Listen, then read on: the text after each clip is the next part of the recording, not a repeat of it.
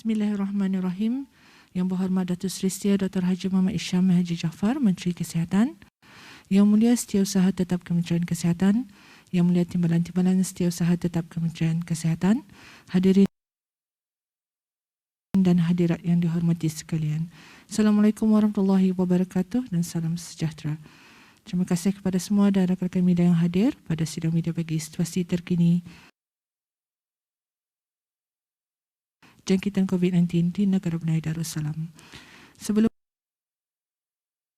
memulakan sidang media ini, kita menjemput Yang Mulia Ustaz Ahmad Sujai bin Begawan Mudim Haji Mutasim untuk mengutahui bacaan surah Al-Fatihah dan doa terhindar dari wabak coronavirus. Astaghfirullahalazim, astaghfirullahalazim, astaghfirullahalazim alladzi la ilaha illa huwal hayyul qayyum wa atubu ilaih. إلى حضرة النبي المصطفى رسول الله صلى الله عليه وسلم وإلى أرواح والدينا ووالديكم إلى أرواح المسلمين والمسلمات والمؤمنين والمؤمنات كافة عامة. الفاتحة. أعوذ بالله من الشيطان الرجيم. بسم الله الرحمن الرحيم.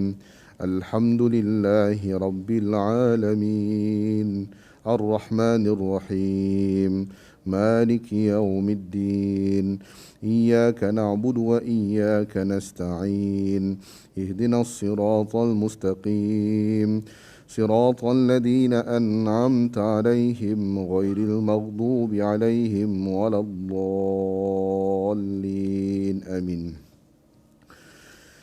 بسم الله الرحمن الرحيم الحمد لله رب العالمين والصلاة والسلام على أشرف الأنبياء والمرسلين سيدنا مولانا محمد وعلى آله وصحبه أجمعين.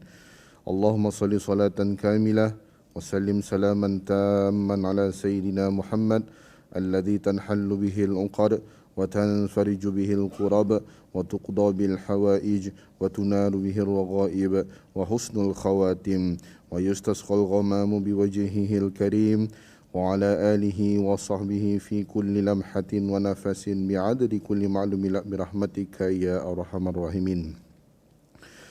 اللهم أنت ربي لا إله إلا أنت خلقتني وأنا عبدك وأنا على عهدك ووعدك ما استطع. أعوذ بك من شر ما صنع. أبوء لك بنعمتك علي وأبوء بذنبي فاغفر لي فإنه لا يغفر الذنوب إلا أنت. لا إله إلا أنت سبحانك إني كنت من الظالمين. لا إله إلا أنت سبحانك إني كنت من الظالمين. لا إله إلا أنت سبحانك إني كنت من الظالمين. نعوذ بكلمات الله التامات من شر ما خلق. نعوذ بكلمات الله التامات من شر ما خلق. نعوذ بكلمات الله التامات من شر ما خلق. بسم الله الذي لا يضر مع اسمه شيء في الأرض ولا في السماء وهو السميع العليم. بسم الله الذي لا يضر مع اسمه شيء في الأرض ولا في السماء وهو السميع العليم. بسم الله الذي لا يضر مع اسمه شيء في الأرض ولا في السماء وهو السميع العليم. بسم الله والحمد لله محمد رسول الله لا قوة إلا بالله. بسم الله على ديننا وأنفسنا.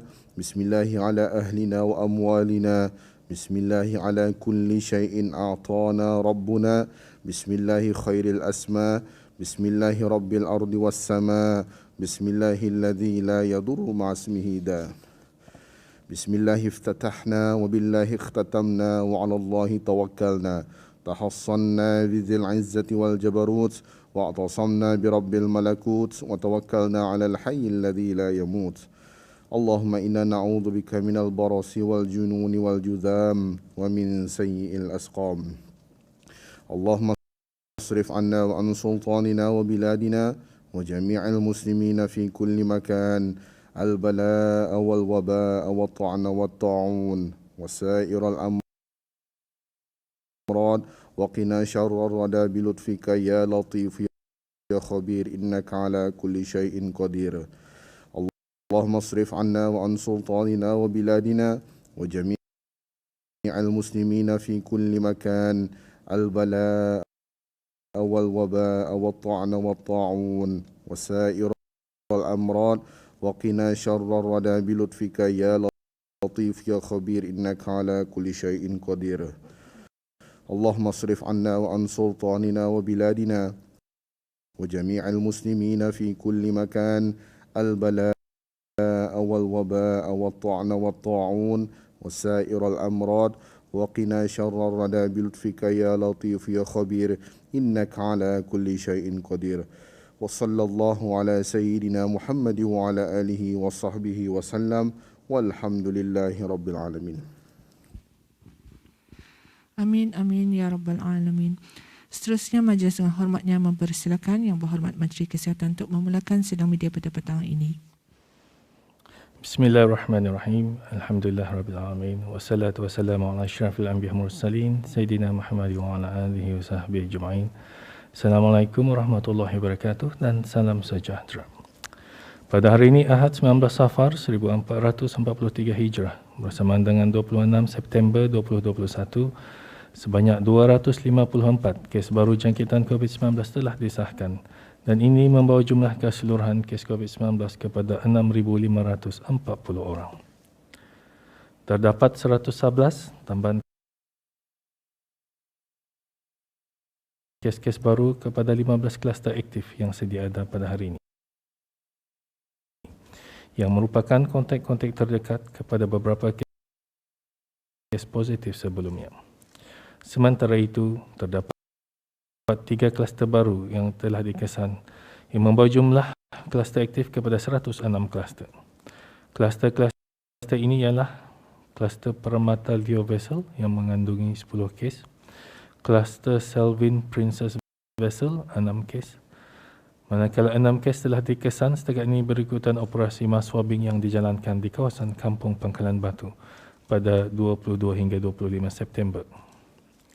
Sementara itu, terdapat 121 kes baru yang masih dalam siasatan bagi mengenal pasti sumber jangkitan.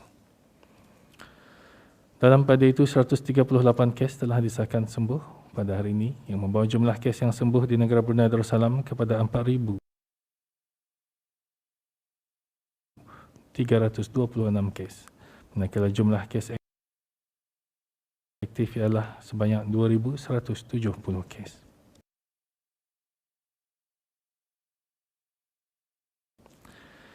Di kalangan kes-kes yang dirawat di Pusat Pengasingan Kebangsaan, 8 kes adalah dalam kategori 5 dan sedang dirawat di unit rawatan intensif. Kesemua mereka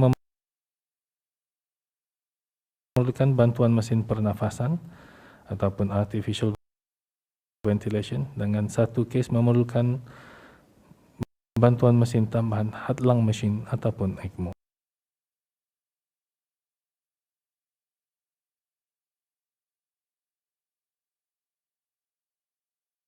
Kes positif yang dikesan di negara ini, Kementerian Kesihatan ingin mengongsikan sedikit hasil penelitian yang telah dijalankan. Sebagaimana yang tertera pada skrin sekarang, terdapat 3 buah mukim yang mempunyai kes positif, melebihi 80 kes positif dalam masa 7 hari ke belakang. 2 dari mukim-mukim ini ialah terletak di daerah Brunei Muara, iaitu Mukim Gadong A dan Mukim Brakas A.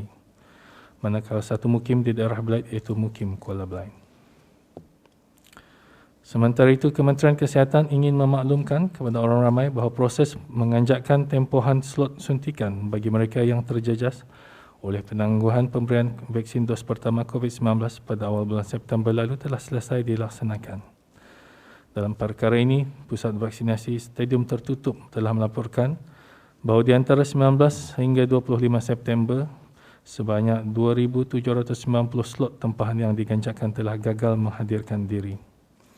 Orang ramai adalah diingatkan sekali lagi untuk memeriksa perjanjian vaksinasi melalui aplikasi BruHealth atau pesanan ringkas SMS dari masa ke semasa bagi memastikan tarikh tempahan perjanjian serta tempat pusat vaksinasi mereka, kerana semasa proses menganjakkan tempahan slot dilakukan, beberapa perubahan terpaksa dilaksanakan seperti memindahkan lokasi vaksinasi ke pusat vaksinasi yang lain.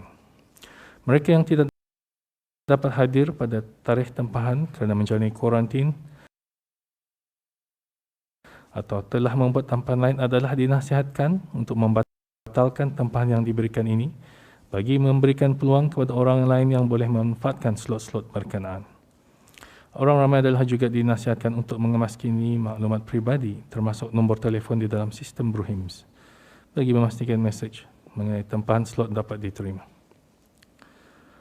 Sebagai langkah tambahan dalam membendung penularan wabak COVID-19, Kementerian Kesihatan dengan kerjasama Mahkamah Syariah ingin memaklumkan kepada orang ramai khususnya bagi pasangan yang akan melangsungkan akad nikah bahawa bermula pada hari Isnin 27 September 2021, pelaksanaan akad nikah di rumah persendirian adalah tidak lagi dibenarkan.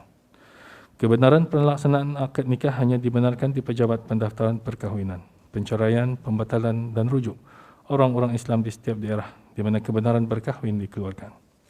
Bakal-bakal pengantin dan keluarga masing-masing adalah dinasihatkan untuk merujuk kepada kenyataan akhbar Mahkamah Syariah mengenai perkara ini. Orang ramai adalah juga diingatkan untuk mematuhi segala arahan yang telah dikeluarkan bagi mengawal penularan wabak COVID-19. Orang ramai dinasihatkan untuk tidak keluar rumah tanpa tujuan yang penting dan jika perlu keluar rumah untuk tidak pergi ke tempat-tempat sesak atau mengamalkan penjarakan sosial.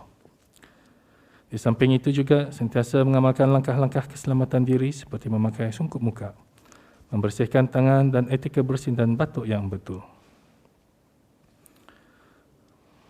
Di sini saya juga ingin mengambil kesempatan untuk menyuruh semua pihak yang terlibat, sama ada di kalangan petugas barisan hadapan, petugas-petugas dari kementerian-kementerian dan agensi-agensi berkenaan, para pesakit, kontak-kontak terdekat, ahli-ahli keluarga pesakit, para sukarelawan dan orang ramai untuk terus berganding bahu dan memberikan kerjasama dalam usaha kerajaan membendung penularan wabak COVID-19 di negara ini. Alhamdulillah, setakat ini, banyak usaha, sokongan dan penglibatan padu daripada segenap lapisan masyarakat, termasuk agensi-agensi kerajaan dan bukan kerajaan dalam melaksanakan segala langkah-langkah pengawalan telah dapat dicapai. Dalam melaksanakan tanggungjawab masing-masing, sikap hormat menghormati harus wujud untuk membolehkan setiap orang memainkan peranannya. Dengan keadaan situasi pada masa sekarang, mungkin akan wujud kebimbangan hingga menyebabkan timbulnya rasa cemas di kalangan masyarakat. Oleh itu, kita harus menghindari penyebaran maklumat-maklumat yang belum disahkan. Di samping itu, elakkan juga dari membuat dan menyebarkan sebarang rakaman sama ada video atau audio tanpa kebenaran dari pihak-pihak yang terlibat. Hormati privasi kes, keluarga kes dan petugas barisan hadapan yang menjalankan tugas. Marilah kita sama-sama berganding bahu dalam berhadapan dengan COVID-19. Sekian, terima kasih. Terima kasih Yang Berhormat Datuk. Dan ini sesi sidang media membukakan soalan-soalan daripada pihak media. Sila perkenalkan diri dan agensi AUDA sebelum mengajukan soalan. Terima kasih.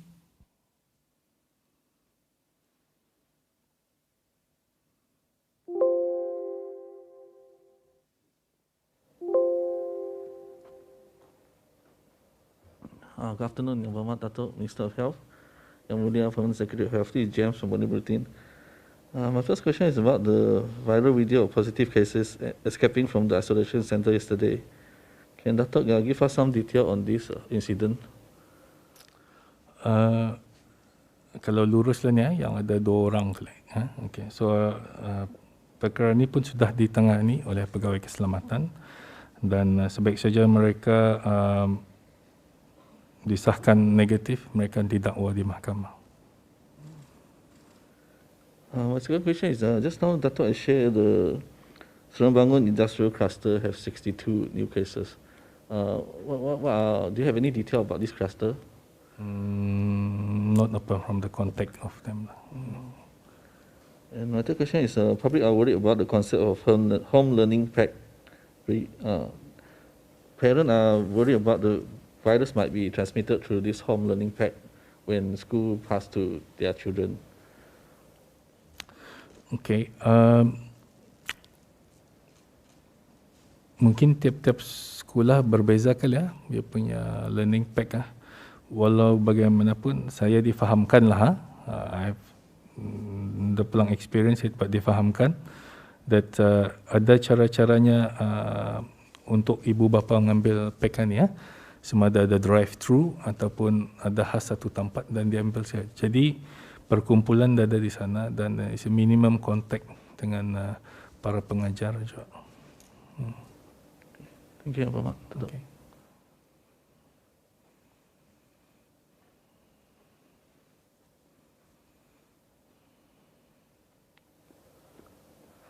Assalamualaikum warahmatullahi wabarakatuh. Yang Berhormat Datuk dan Yang Mulia Tuan SUT. I am Rasida from the Scoop. Yang Berhormat Datuk, we have seen our active cases reach the 2,000 mark yesterday. What are the current capacity for our isolation centres? Masa ni we occupy almost 70%, so we still have room. But of course, category 1, if we tempatnya sesuai, mungkin di di rumah mereka lah. If it needs be. Tapi masa ni we prefer them to be isolated, so senang mengawal. And then what would happen once we reach that capacity, Datuk? Then we have to think, like I said, about category 1 di mana menyimpan. And then I know you mentioned in the last PC that there's no plans to build or create a new makeshift facilities. So the option is to, yang Datuk mentioned tadi lah tu, home-based quarantine. Yeah. That's one alternative lah. But we still have another spare isolation center yang belum berpakai. So we might use that first.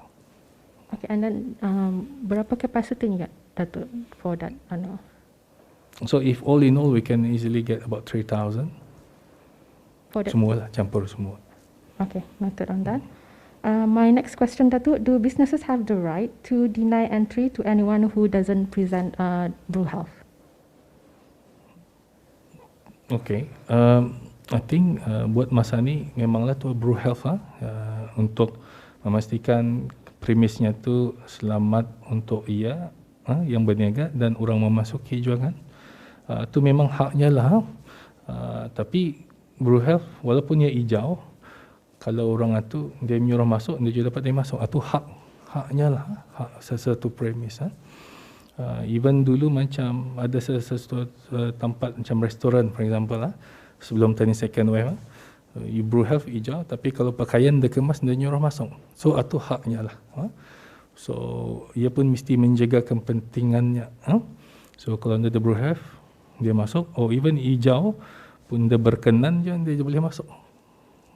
This is like an example maybe when they believe that the premise punya capacity is, for example, only 30 That's people another allowed. one most premise now menghadkan berapa keramaiannya di dalam tempatnya tu. So itu ia punya hak yang menentukan. Because diorang pun mesti menjaga kepentingannya kan. Okay. Thank you Yang Berhormat Datuk and Yang Mulia Tuan SUT.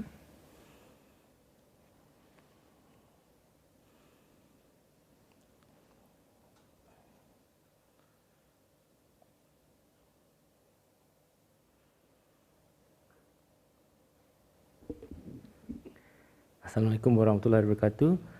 Selamat petang Yang Berhormat Datuk Minister of Health and Yang Mulia Permanent Secretary of Health. Just one question Yang Berhormat Datuk.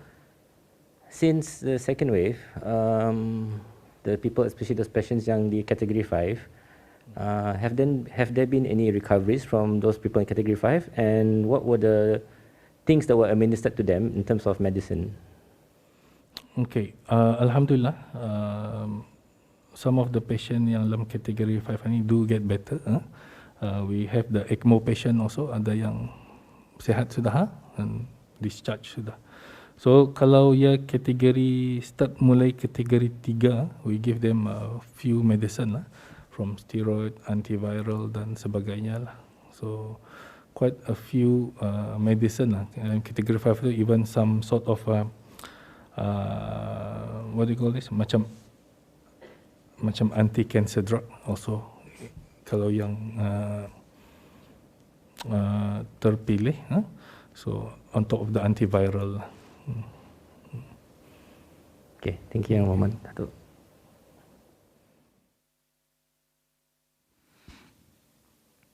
Terima kasih atas soalan-soalan yang diajukan dan terima kasih juga kepada Yang Berhormat Datuk atas penjelasan yang diberikan. Dan ini kita tutup sidang media pada petang ini dan sekali lagi mengucapkan ribuan terima kasih kepada semua dan rakan-rakan media yang hadir. Sekian wabillahi taufiq wal hidayah. Wassalamualaikum warahmatullahi wabarakatuh.